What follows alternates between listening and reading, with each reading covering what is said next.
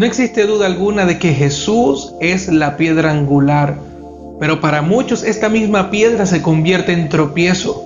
Y es que a lo largo de toda la historia muchos han querido negar su naturaleza divina y su naturaleza humana. Nosotros leemos en el Evangelio de Juan capítulo 1 versículo 1 que dice: en el principio existía el verbo y el verbo era con Dios y el verbo era Dios. Y esta palabra verbo en el original griego es traducido como logos.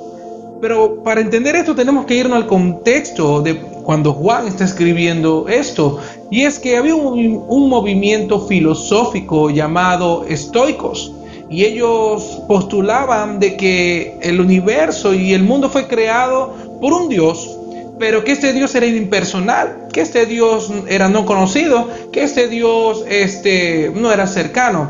Y cuando Juan está tomando esta posición, le está diciendo: déjenme presentarles a ese logos que ustedes están diciendo. Ese logos no es nada impersonal, porque se hizo carne y habitó entre nosotros, lo conocimos, lo tocamos, estuvo, compartió con cada uno de nosotros.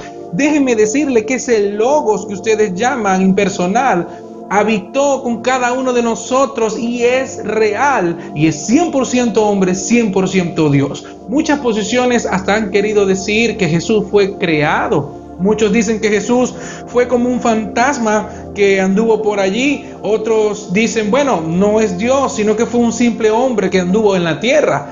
Pero déjame decirte que Juan en este versículo dice: en el principio era el verbo. Este Dios estaba en el principio, Dios Hijo estaba en el principio, y luego dice: y el verbo era con Dios. Y con en el griego original utiliza la palabra pros, que quiere decir que está cercano a alguien, que está muy allegado con alguien, que los dos son uno. Y Jesús dijo: el Padre y yo uno somos.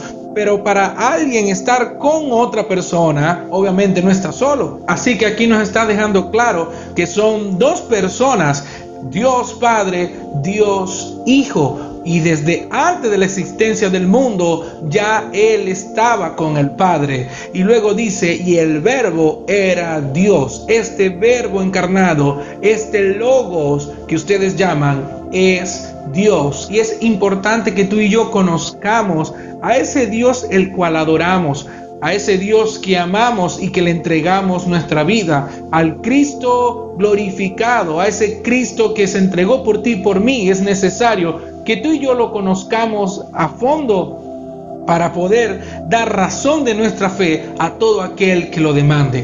Que el Señor nos ayude cada día a conocer más a Cristo, a amarle cada vez más y a poder predicar de su evangelio a toda criatura.